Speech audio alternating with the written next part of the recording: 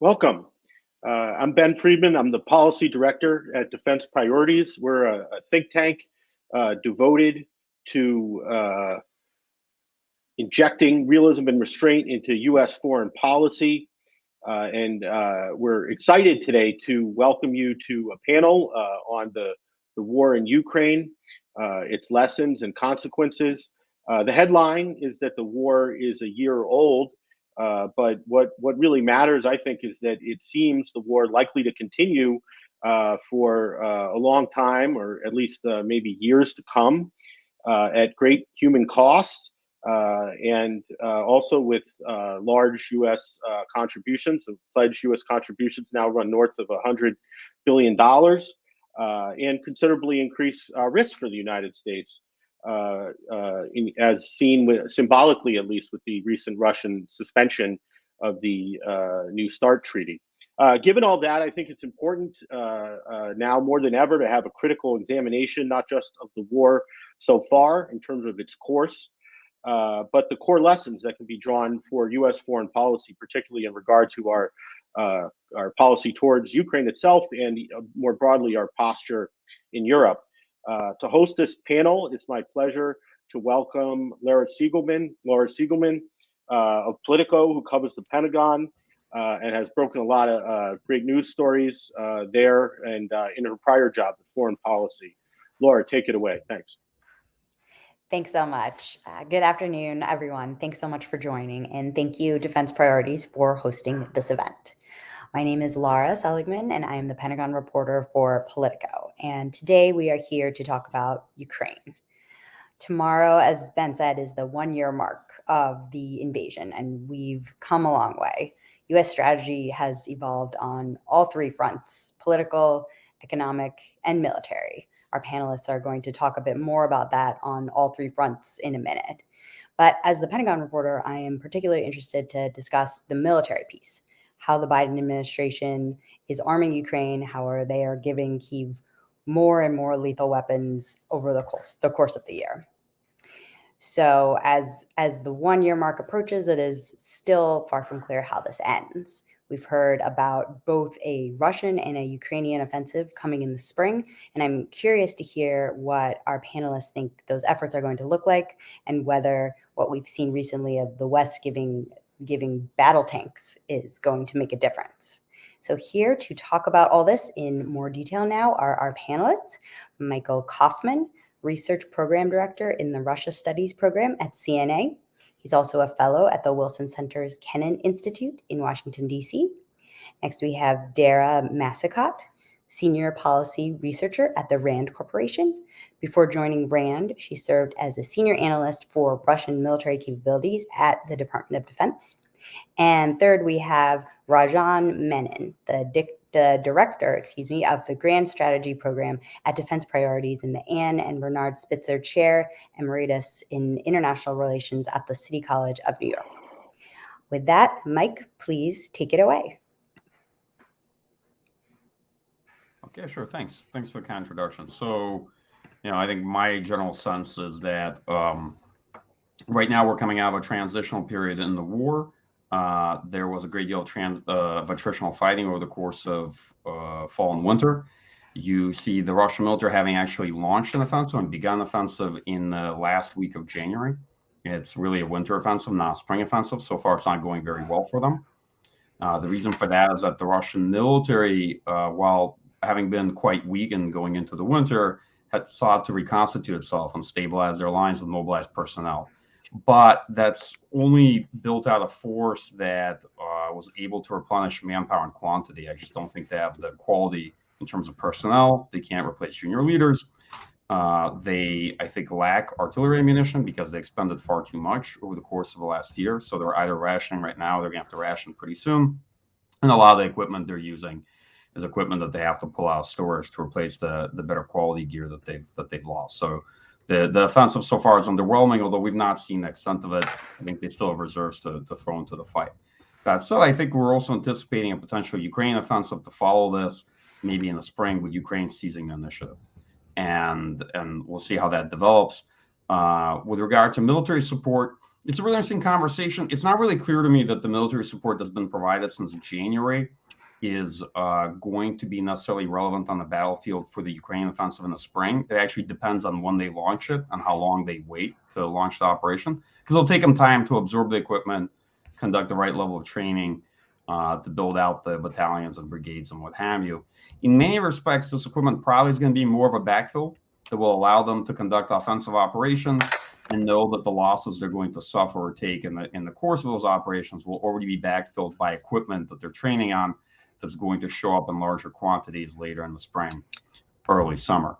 I mean, that said, the equipment that we've provided is considerable, but here it's really a numbers game where more is more and quantity matters. I think the Ukrainian plan is to build out 3 additional Army corps. That's up to 12 additional brigades to the force they already have. I think in general, what the United States and other Western countries have provided probably adds up to around 3 brigades worth of equipment. So it's, if you were to ask me to characterize it, I would say it's a good start, but I don't think it's quite everything Ukrainians are looking for. With regard to sort of other aspects of the war and prospects, well, I guess, without speaking too long, because I have other colleagues and panelists, I very much enjoy hearing from my friend and colleague, Dara Massicot. I think it's fair to say that, look, it's already a long war. It's too late to have a short war, right? By any standards of interstate conventional conflict, this is a long war now. It's just a debate of how long it's going to be. Now, my sense of it is that it's likely to go on for at least this year and well into the next. These wars typically either tend to be rather intense and short, or if they've gone on this long, they go on for several years. But the decisive phase, and this is a bit of a sophistry because, what phase in the war isn't really decisive, but is likely to be this year, right? And I think a lot of folks are looking to see what Ukrainian forces can do with this increased Western military assistance and if they can achieve their objectives. That said, I think it's very important to neither prejudge Ukrainian offensive potential, not make any assumptions about Russian ability to sustain the war either. Russia could, even if fairly unsuccessful in the offensive, Russian forces could put up a stubborn defense or turn us into a manpower grind. And lastly, not to fall into, and here I never want to speak ill of colleagues in media, but not to prematurely declare this a stalemate, right? And to not constantly look for this being a stalemate either. I don't think we're in that situation. I think it might be fair to have that conversation later this year, looking towards summer or fall, to see where the war stands. But so far, all the stalemates have been declared, from my point of view, have been rather premature. Okay. So thank you, and thanks for the kind introduction. Thanks for that, Mike. Now, Dara, the floor is yours. Well, thanks so much. It's hard to go after Mike because we talk a lot and we have many similar views, but I'd like to use my time to do a reflection briefly on the last year of war and give a few thoughts on where we are now and where things might go. And I think it's really been quite a year for those of us who follow the Russian military. As I argue, the Russian army and airborne forces in particular have sustained severe damage, not only in numbers, but also the specific types of damage that they've lost. And increasingly, they look pretty unrecognizable from the force that they were when they started. That being said, they continue to fight, and they're continuing to use brute force tactics. And we have to go back to their flawed invasion plan. It really undermined a lot of advantages that they had going into the war, and it exacerbated a lot of the structural problems that they had, whether it was manpower shortages or issues with logistics, issues with sufficient enough enablers, coupled with too many lines of attack into Ukraine that just really burdened the force. And there were some reasons for that. There was, in my opinion, a lot of political interference in the plan. There were too many objectives for the force that they had allocated to it. And that's just on the Russian side of the equation. And this plan ran headfirst into Ukrainian resistance, whether it was the territorial defense forces buying crucial days in the beginning until the Ukrainian military was really ready. They were ready, but it did take them a few days to get into proper position. And then they attacked Russian columns relentlessly, particularly in the north.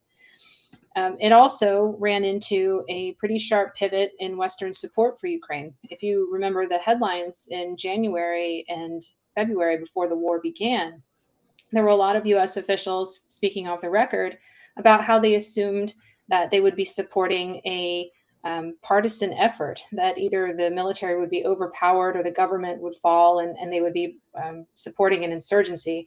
all of that pivoted really rapidly within days of the war start. And then we saw a wide variety of a very sophisticated systems, planning support, and intelligence support going into Ukraine. And these things have mattered. And it explains why we're seeing what we're seeing today in terms of Russia's inability to really achieve its early objectives. So where does that leave us now? And as Mike said, I agree with him. There was a period of time in the fall where it appeared that on the ground, at any rate, Russia was trying to consolidate its positions into a defensive stance, create defensive belts, create trenches, minefields, and everything else to buy some time to slowly regenerate, get mobilized forces in place to train them, and perhaps try again for a counteroffensive this summer after they had had 6 months of training, particularly on armor, that would be required for a bare minimum force. That didn't happen. In January, the Kremlin replaced the previous operational commander, General Surovikin, with the chief of general staff, Larry Gerasimov, who was responsible for the early invasion plan. So they're giving him another go. Not really sure why, other than loyalty and cronyism. That's my opinion. But he has started an offensive, and as Mike's pointed out, I agree with him. It's not going well. We are in the early weeks of it, though. And I have a few questions about what may come next. I know they're moving equipment around from strategic reserve. We can see it on commercial imagery. They're removing tanks and armored equipment. Where is that equipment going? Is it being fed piecemeal into Ukraine right now? Is it consolidating somewhere that we don't necessarily know where it is? It's something on my mind as we look to the future. And in conclusion, I have a few thoughts on that. Based on where the Russian military is right now, I think another run at Kyiv is off the table. I don't think that's possible for them anymore. I think with maybe another round of mobilization, if they could accumulate necessary armor from strategic reserve, and that is a big if, they might be able to push further a little bit, or maybe take another swing at the Kharkiv region. But again, that's so highly contingent. I would note, though, that Russia does have an untapped pool of manning. They still can call up more mobilized guys, not particularly well trained, but that is a labor pool potentially that numbers in the low millions. So I am anticipating another round of this, whether it's slow, piecemeal to replace casualties, or another big round to replace the first that they called up. In conclusion, I think there are a few troubling shoes that could drop, and happy to talk about that further in Q&A. Thank you for having me.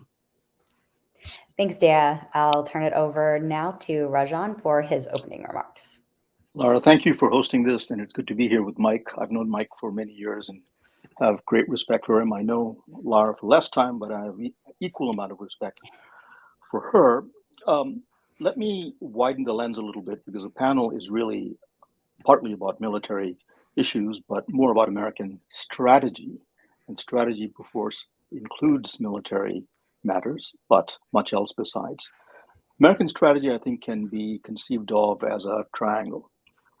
One point is the political, the second point is the economic, and the third point is the military. So let me take them in turn. The political strategy has been essentially to present Russia to the rest of the world, the Western strategy, the American strategy, as a pariah, as a rogue state that is in serial violation of what the administration calls again and again the rule-based international order. Now, how successful has that been? I would say mixed at best. It's played well in the West, but in the global South, a term that I hate, but I'll use it for convenience here, it hasn't had much traction at all. Now, why is that? One is that much of the global South obeys the adage that when the elephants fight, the grass gets trampled, and they have no desire to get trampled by getting caught in a crossfire. The second reason is that what is happening in Ukraine, as important as it is to the West, and above all to Ukrainians, seems to them, the people in the global South, to be a remote matter. They are much more focused on day-to-day things that affect our lives.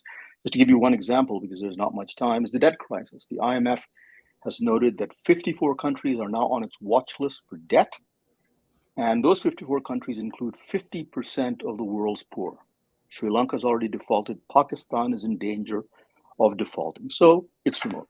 Another reason is that the rules-based international order evokes some cynicism in the global South, because the argument is, or the narrative is, that the West obeys it in the breach. It invokes it when necessary, but violates it when it feels like it must do so. And the episode that comes up over and over again is the Iraq War. The final reason, sunk costs. Some countries have substantive dealings with Russia that they are not willing to sacrifice on the altar of international law and international mores. India is often invoked as a case in point, China, but let me point to Brazil. Bolsonaro, no longer president, was asked, well, why aren't you taking tougher stand against Russia? And he said, 25% of my fertilizer comes from there. I can't afford it. So that's the political piece. The economic piece, largely sanctions. This is our go-to foreign policy tool, although the evidence is abundant that it simply does not work. Think of North Korea, think of Cuba even before that, think of Iran, think of India and Pakistan after the nuclear explosions. Now, why don't they work? When leaders take a major decision, and no decision is more consequential than the decision to go to war, they are not like accountants who put on green eye shades and run spreadsheets and do an economic calculus. If that were true, it would have made no sense whatsoever for Vladimir Putin to even begin this war. War is often the result of intangible things that in a rational universe, we are not really comfortable with dealing with. Pride, fear, the question of status, historical narratives that claim that some part or the whole of another country belongs to the aggressor country. So the reality is that sanctions haven't had much of an effect. If you look at President Putin's long and I have to say soporific speech recently, he ticked off a lot of indicators suggesting that they haven't had much of an effect. And we can talk about that because I believe they have not. If Russia comes to the table or is defeated, it'll be for many reasons, but it won't be because the Russian economy is going to collapse, as Biden's sanctions are once observed. The military piece, and I'm going to tread lightly here. The United States has provided something like $30 billion in commitments to Ukraine. That's the State Department's latest figure. Some people say it's more. It doesn't matter. This has been the most successful part of the strategy because manifestly it has been critical to Ukraine's battlefield successes, to take nothing away from Ukraine's valor, morale, and superb generalship. There is, however, a thing to watch very carefully, and that is the Biden administration so far has been very adroit, adept at threading the needle, supplying large volumes of arms, increasingly sophisticated ones. JDAMs is now being talked about. It will go there. It's a kit that's fastened onto gravity bombs. It increases their accuracy and range. Warplanes are being discussed. Pretty unlikely, but we thought a lot of things were unlikely. So the more the West continues to supply these arms and the more confident it gets that it can thread the needle, as the flow of arms increases, Russia may conclude that it is making such a difference on the battlefield that it has to escalate the war in some way, whether horizontally by making it spill over to another country or vertically by using tactical nuclear weapons. I myself think that this is not likely. The fact of the matter is we have no idea of what Putin's calculus is, which is why some of the debates about whether there'll be escalation or not remind me of a dog that's chasing its tail. There's a lot of energy expended, seldom any result. So, Lara, I'll leave it there. Well, thanks so much for everyone's opening remarks. There are a lot of threads for me to pull on. So I want to go first to something that Dara said. Can you talk a little bit more about why you think that Russia failed so abysmally on its military goals just from the very start of this invasion? I mean, DoD has talked about how Russia had logistical and morale problems from the start. They also failed to gain air superiority by seizing the airports, which was one of their goals at the beginning, partially because Ukraine proved so adept at air defense. So how much of this was the Russian military's ineptitude versus Ukraine's unexpected, I guess, ability to defend itself? I think there's a lot of variables at play, and certainly mistakes that the Russians made is a large part of that. So I would start with the design of the invasion plan. They really departed from a lot of their key principles in planning this, even in recent conflicts in Ukraine earlier this decade and in Syria, which were also managed at a high level by General Gerasimov. there were too many objectives for the force that they had allocated to it. Whether it was stretching logistics, whether they did not properly coordinate among the services in advance because everything was wrapped up in a very secretive plan. There were really a compounding set of mistakes, and that's just internal to the Russian military's planning and conceptualization of this war. Then you add in the interference from the Kremlin, you add in the decision not to inform a lot of people, particularly at the field commander level and below, of what their orders were until the very last minute. And now it's just on the Russian side of the equation. And really, I don't fall totally into the camp of the Russian army is wholly inept and corrupt, because that doesn't explain outcomes that we saw in 2014 and 2015 inside Ukraine. I think there are many powerful factors that the Russians did not account for. All of the training that the Ukrainians received over the last 8 years, I think the Russians, in their hubris, imagined that the Ukrainians were something different than what they ended up being, which is very adaptive and innovative organically. But they are also receiving a type of support from the West that Russia hadn't seen before, that I hadn't seen before. And these things do matter. And they still matter. And Russia can try to overcome some of them. And they've tried to overcome their mismatch between ends, ways, and means. But there are other issues I don't think they can overcome or are unwilling to overcome, such as stopping the flow of weapons into Ukraine, or really escalating to try to stop that outside support to them. Right. No, that's interesting, because the Battle of Kyiv, that what happened there was before the US had sent many of the weapons that we have already. I mean, we forget, but we didn't even send Stingers until after the invasion. So I feel like the Western military support doesn't really explain quite how badly the Russians did during the invasion. So Lara, can I jump in I was going to ask on that point? Go ahead. As important as Western military supplies are, I think there are a couple of things that we have to think about when we look back on this war. One is, I've been to Ukraine twice now, including to many areas near the front line, and I've talked to many soldiers who were on the front line. I've talked to many civilians. One thing they will tell you is roughly the following. If we lose this war, we will not have a country. I submit to you that not a single Russian soldier thinks that if they lose this war, they will not have their country, namely Russia. There's an asymmetry of morale. It's very hard to factor this in for professional military analysts, but Napoleon, for one, said it's about 4/5 of what counts in campaigns. Now, maybe he was exaggerating, but I think it's important. We, I think, didn't take that into account. The second thing we didn't take into account, and we saw masterfully executed before Western weapons started flowing in large numbers, was the repulsion of the northern drive toward Kiev. They came very, very close. If you go to Kiev and you go to some of the outskirts where there were Hostomel, Bucha, and Irpin and so on, you realize it's like if you're in DC and it's almost like Bethesda. So where is the Russian Zaluzhny? Where is the Russian Alexander Syrskyi? Gerasimov is somebody for whom Zaluzhny has great respect, but the generalship, I think, has been absent. And although I'm not entirely surprised by the problems of the Russian military, and we can talk about this perhaps another day because it's complicated, I am shocked at the magnitude of it. Many of the problems that we've seen from day one, I don't see getting fixed.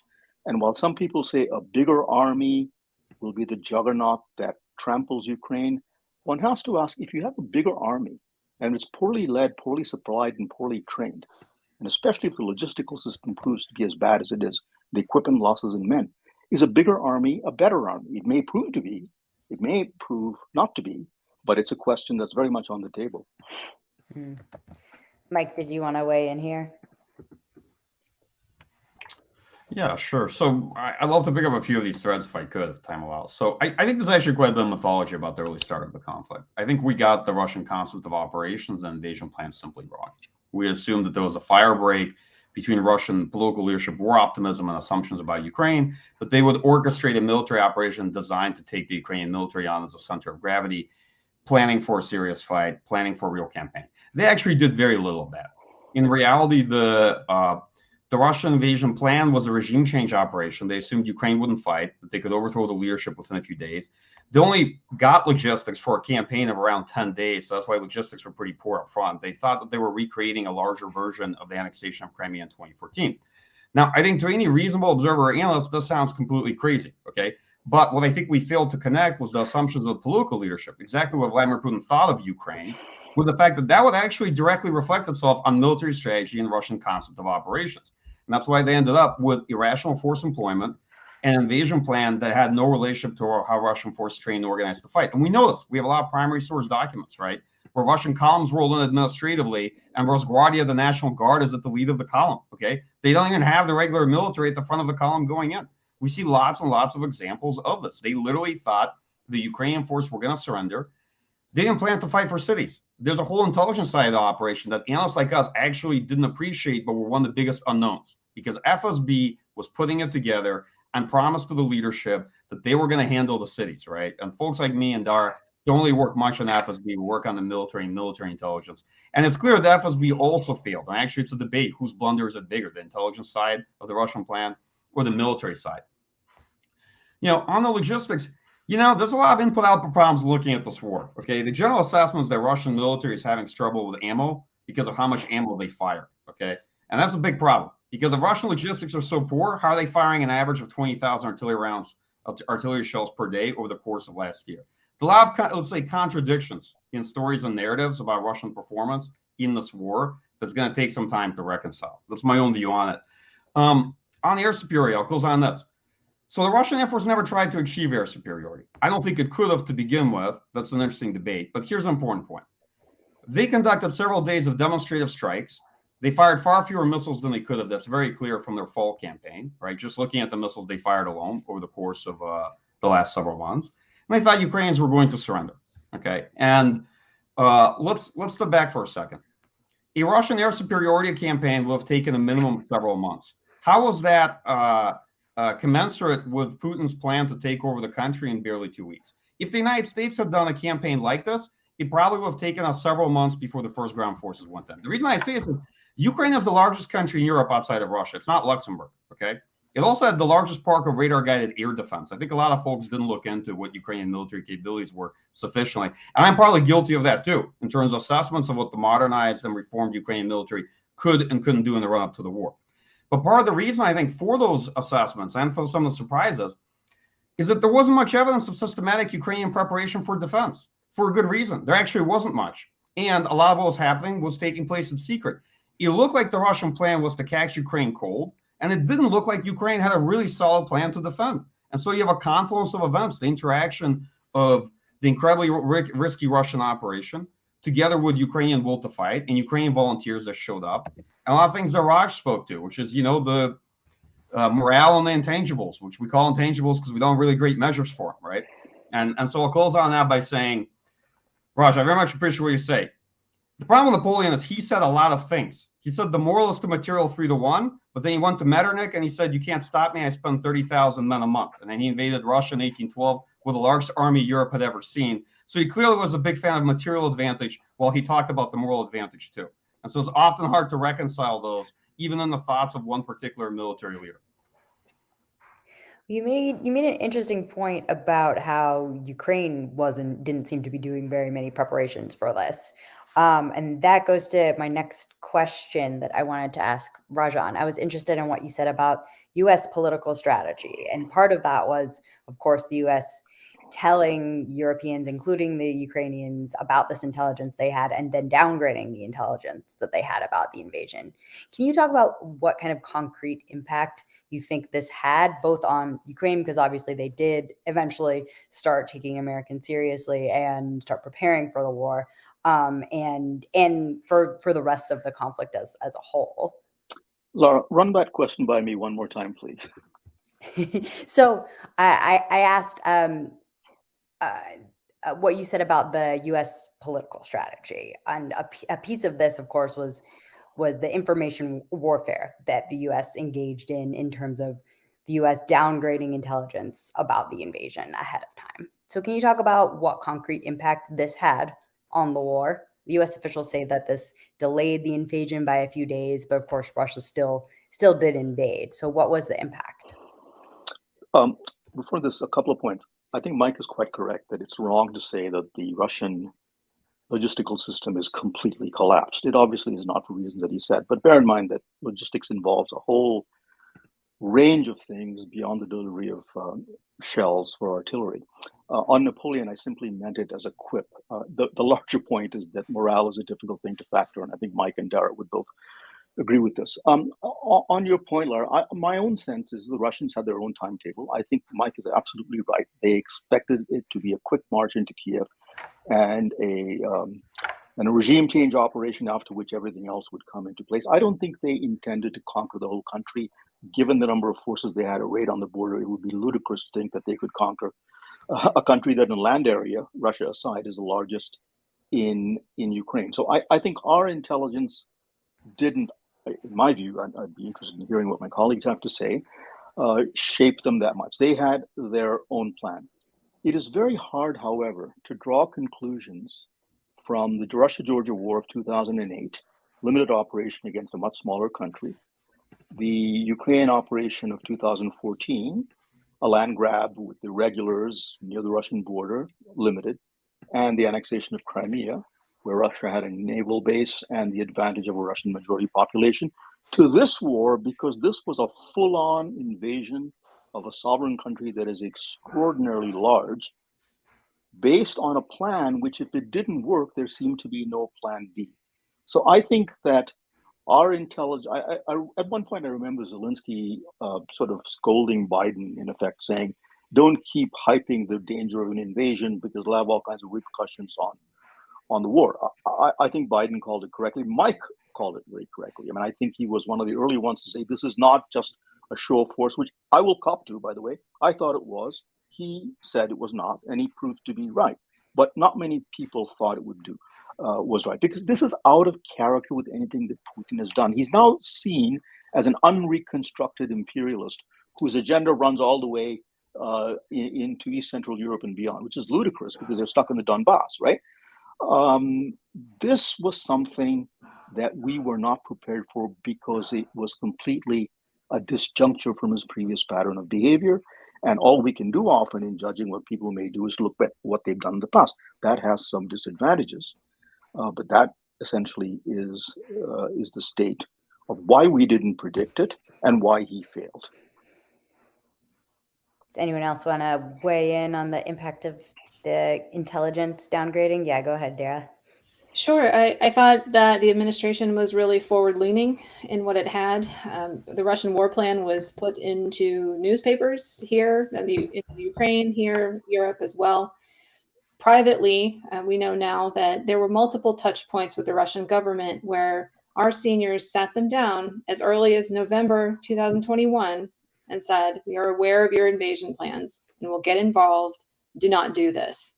And if the reports in the press are to be believed, the Russian response was essentially, what you do won't matter. It won't be enough. Our military is good enough. This doesn't mean anything to me. So I sit around and I think about that for months, the world knew about their plan. And it seemed like, their main enemy, the American intelligence services, knew about their plan. And yet they didn't deviate from it. They didn't stop. They didn't say, our plan is blown. This could be quite risky. If this goes wrong, we could lose a lot of people here. They continued on. And the amount of hubris in that decision is really astounding. And today is a holiday in Russia. It's Defender of the Fatherland Day. And they're doing all of these performative, expressions for those who've been killed in the war. And the same people who were involved in that decision to not even disseminate the news to their own forces to allow them to prepare adequately are the ones out there on stage doing it. It's this split screen effect it's just astounding sometimes. Well, in the interest of moving this conversation along, Mike, I had a different question for you. I just wanted to press you more on the state of the current Russian and the Ukrainian offensives that we've heard talked about coming up in the spring. Where are we seeing specifically Russian troops move forward, or are we at all? Is this offensive? Is it just limited to Bakhmut right now? And something that Dara said struck me, that another run at Kyiv is off the table. Do you agree with that? Where do you see this going? Yeah, sure. So first, I don't see any Russian capacity or really clearly intent to return to a larger scope campaign beyond the Donbass right now. I think that's a relative consensus, and the forces that they're rotating through Belarus, they would have to increase by several magnitudes, and there'd be so many indications and warnings in the run up to it that you'd see it. But I just don't see a return to Kiev, because they couldn't pull off anything like that the first time around, and they can't pull it off now with a much weaker force, with lower quality and quantity of forces. On the offensive itself, it's clearly focused on the Donbass, right? And my sense of it is, and this is one analyst impression, that Putin's very impatient. He wants to take it. You see, the Russian offensive is actually a distributed offensive with around 5-6 axes of attack. They run from southern Donetsk all the way up to Luhansk. So if you see the main battles were Vuhledar, right, around Marinka, Avdiivka, up at Bakhmut and the lines by Bakhmut and just east of Bakhmut at Bilohorivka, not far from Lysychansk. And then along the Svatova-Kremina line, there's a Russian airborne counterattack trying to push Ukrainian forces back from Crimea. There are also Russian forces north of that trying to encroach back towards Kupiansk. So you can kind of roughly cut the line as the entire front running from large parts of Luhansk to Donetsk. That's about it. You see that the better Russian units are all in the lead in this fight. Naval infantry in the south, right? Airborne around Crimea and supporting Wagner and Bakhmut. There are no better units than these units available for the fight, just to be clear. So the folks who think that there's some other better force out there in the waiting that's going to come after this force, no, I don't think so. The Russian military mobilized around over 300,000 personnel. But if you kind of crunch numbers back of the envelope, if they have around 150,000 unrecoverable casualties from last year, right, and they went in with a force that only had 70% manning to begin with because they didn't mobilize the force. A partial mobilization army that did mobilize because they didn't think this was going to be a serious war had probably around a 30% deficit to begin with. They likely used up most of the people they mobilized to replace losses, right, fix understrength units that were understrength to begin with, build out some reserves and echelons, right, that they can replace casualties and they can feed into this fight. But there's not much else. There isn't sort of like another 200, 300,000 man force waiting out there in the wings on top of this one, okay? And to do it, they would have to have another wave of mobilization. I actually very much agree with Dara.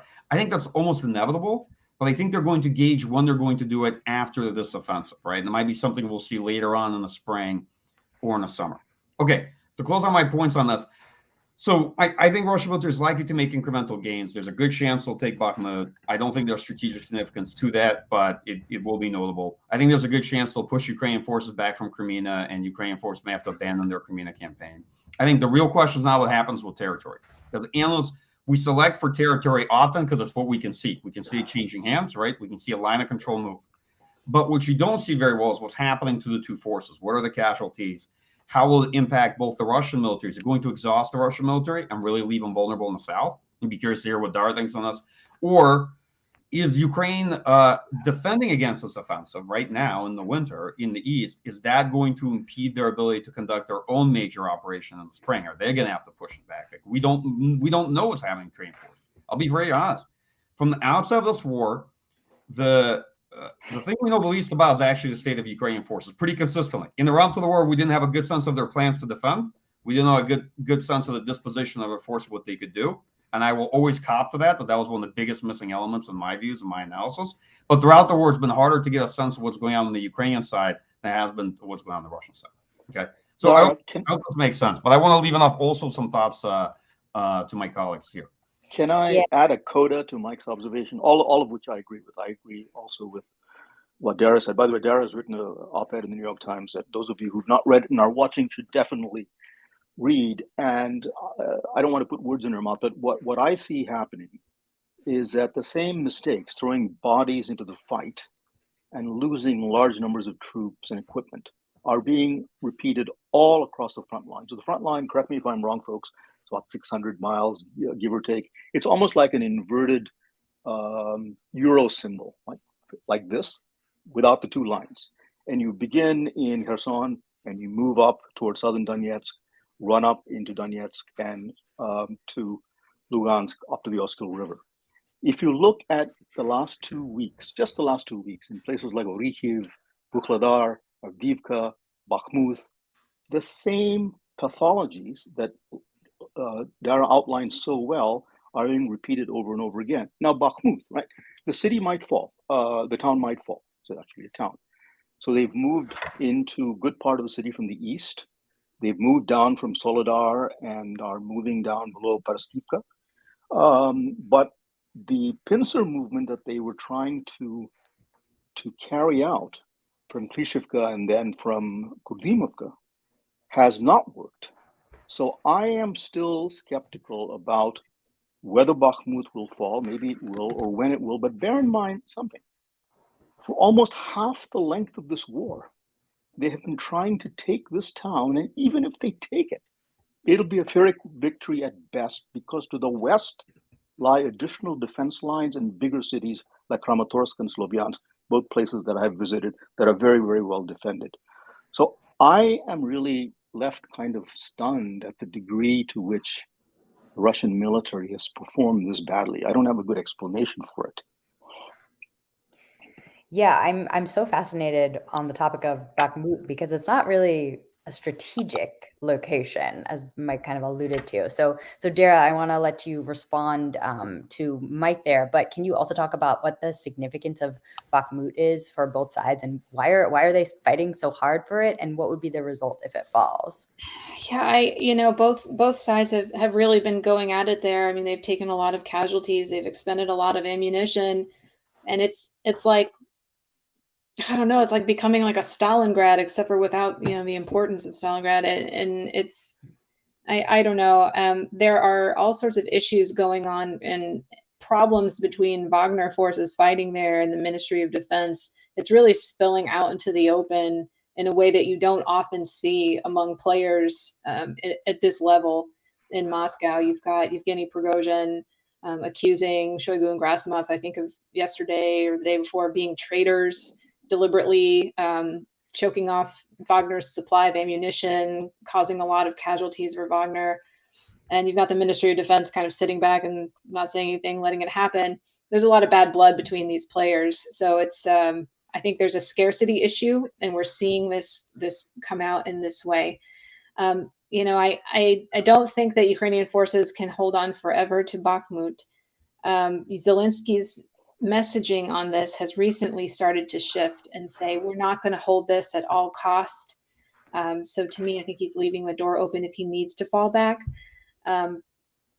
It's really been puzzling, and to talk about, what that says about the Russian military. Thank you for the kind words about my op-ed. And one of the analogies I used, and it's not perfect, but one that makes a lot of sense, is if you think about the engine of the Russian army, like there's something really wrong with it, with all the NCOs that they've lost, all the technical equipment, all the technical expertise that they lost early on with their Kontraktniki. It's like the transmission is blown, and you can step on that gas pedal with mobilization and throwing in more BMP-1s and T-62s and whatever you want, but it's never going to click into a higher gear of performance. And I think that's what we're seeing happening with these, repetitive human waves, shock troops, and repetitive assaults farther down south. So it's a mess. And one thing I feel like we've gotten away from, I mean, in November, all everyone could talk about was Kherson and the counteroffensive there. What's happening down there in the south? What's happening in Kherson? What's happening? Is it just a stalemate there? And is there any chance that Ukraine will continue to move and try to take Crimea at some point in the spring?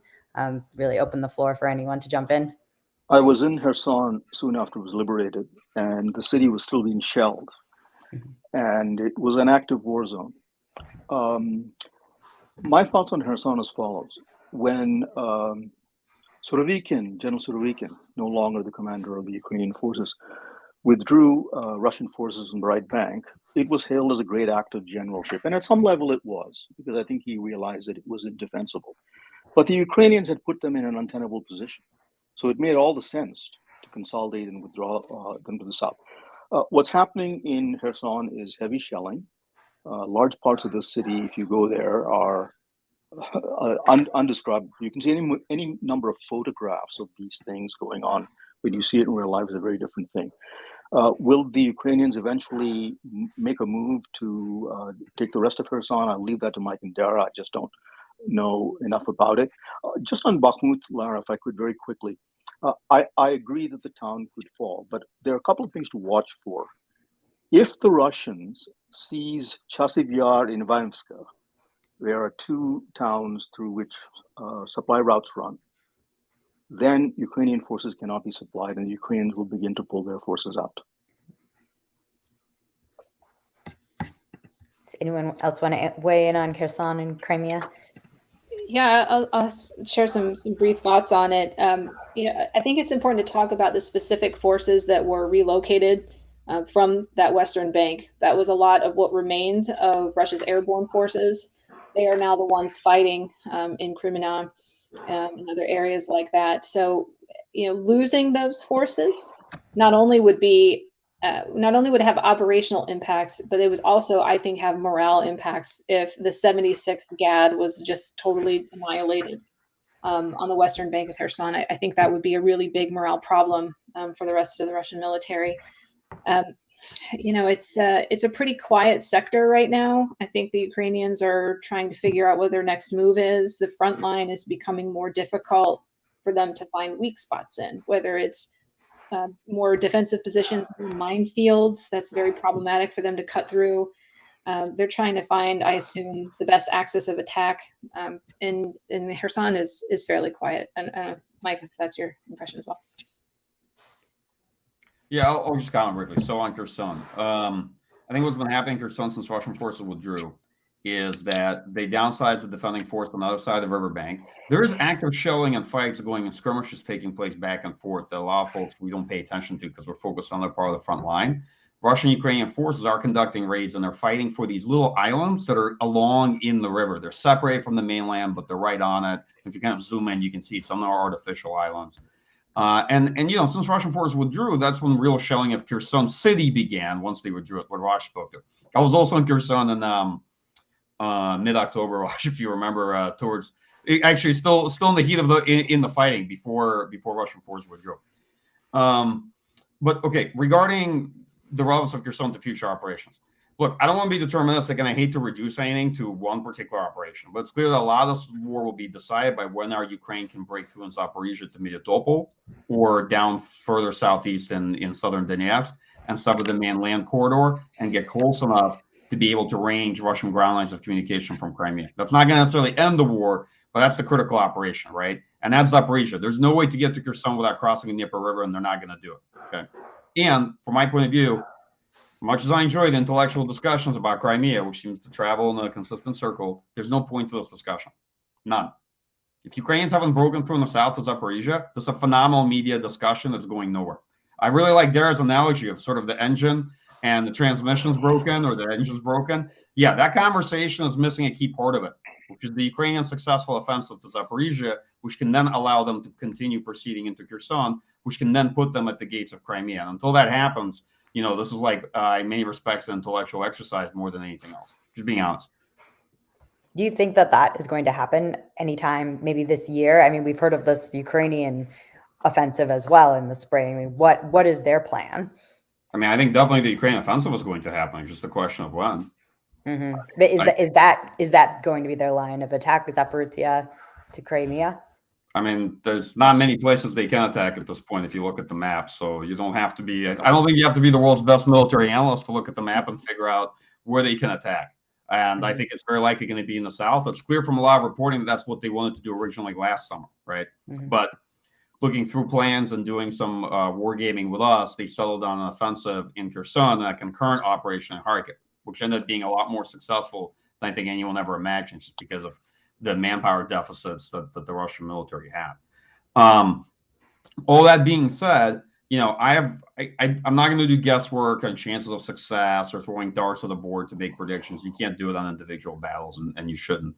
What I do think is that an offensive operation is likely to look more like Kherson than not, right? Russian forces are entrenched there. They are obviously awaiting a Ukrainian offensive operation in the south. Ukrainians know that the Russian military is awaiting it. So it is going to be a heads-up match between two militaries, right? And I think Ukraine has a lot of advantages. I think as Dara spoke to the Russian military, one thing this war revealed is that engine sure wasn't as good as we thought it was, right? And that's a very honest assessment. There are real quality problems in terms of the force and fundamentals of training. There are real big software problems. It turns out the driver isn't very good at the wheel, if we stick with that analogy too, right? The organization didn't have the capacity to put theory into practice. The military leadership wasn't very good.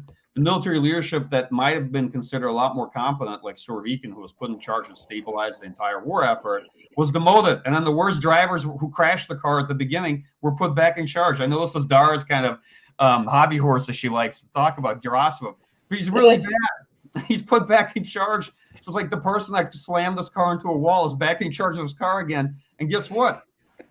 I'm not surprised that this offensive is not going that well for them. Even if they put more forces in it, yeah, they can make some gains, but there's nothing surprising about this outcome. I don't know if Dara wants to add anything because it's actually more her topic. Lara, can I add something about the next offensive? I have no idea where it will be and when it will be, but people in Ukraine who know more about this than I do and who've actually fought in wars tell me that their ideal scenario is to make a run south to Melitopol and then to Mariupol and cut the land bridge. Can they succeed?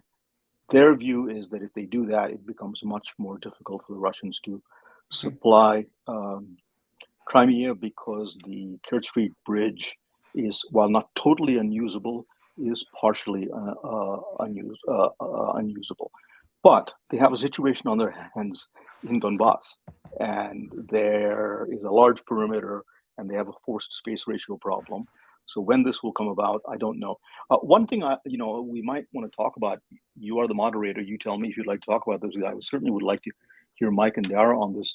There has been talk recently, and I find it inconceivable, of a drive from Belarus south to Kyiv again. I rather doubt it. The Ukrainians have, I think, like 4 divisions across that 450-mile, 500-mile border area. I wonder if Mike or Dara could tell us anything about what they think the odds of that are. Is there so much talk? Is it even conceivable?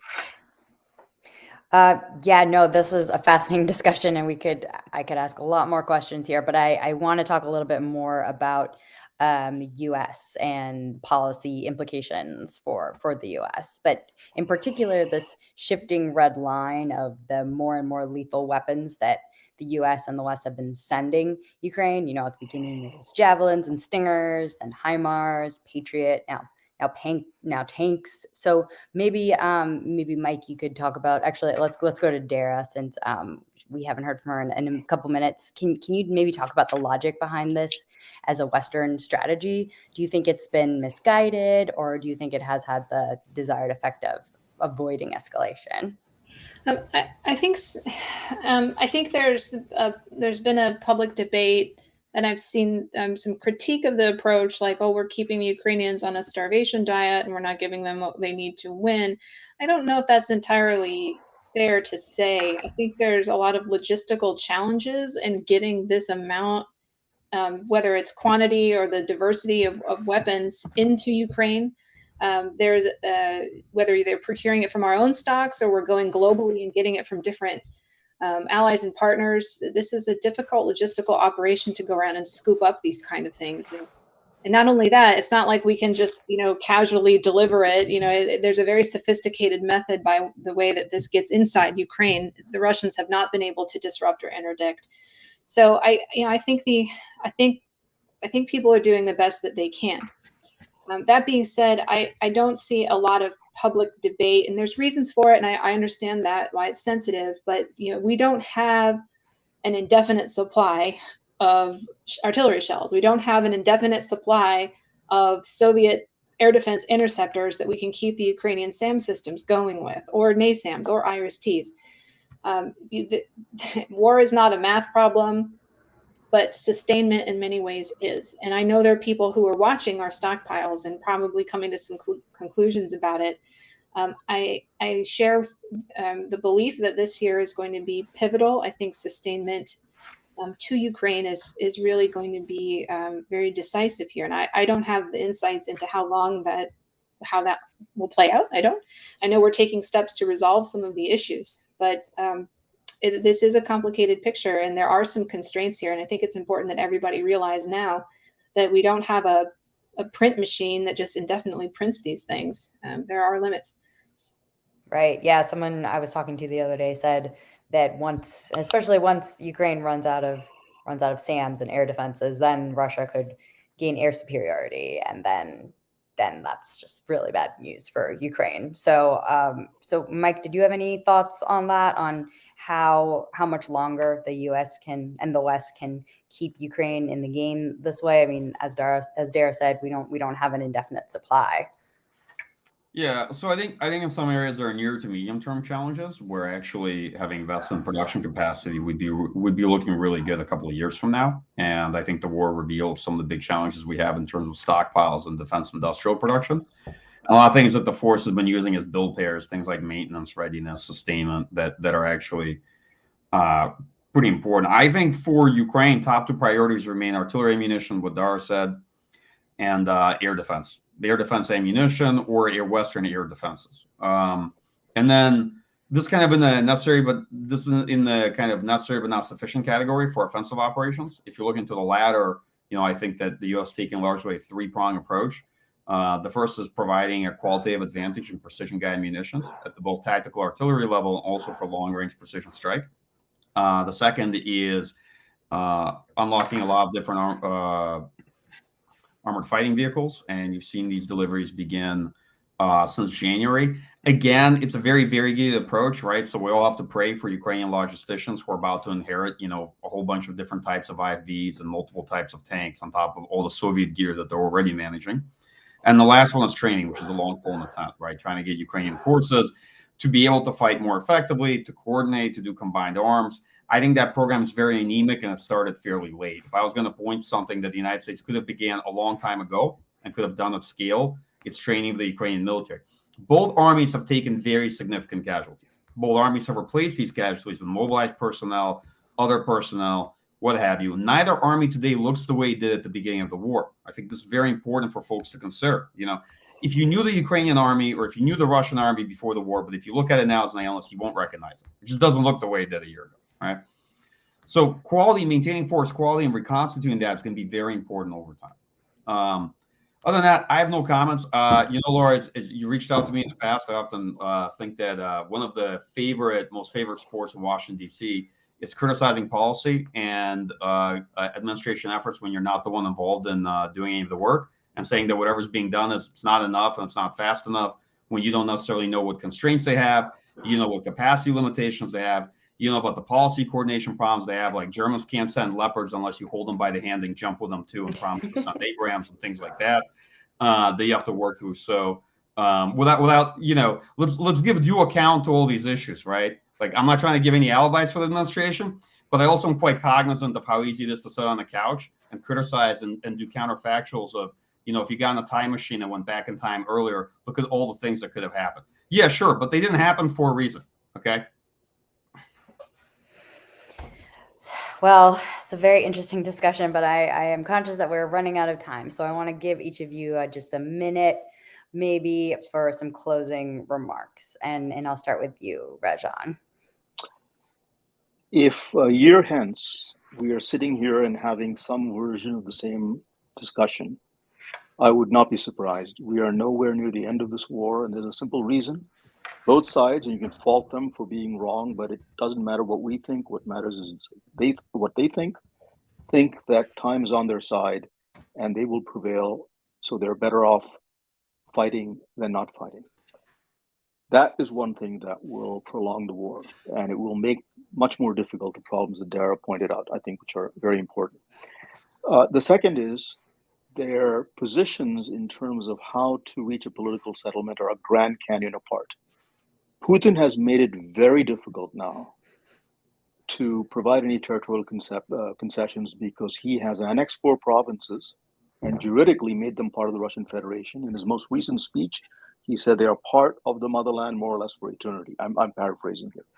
So if he gives up territory, he won't be giving up captured Ukrainian territory, he'll be giving up Russian territory. The Ukrainians have a maximalist goal of getting back everything, going back to the pre-2014 line.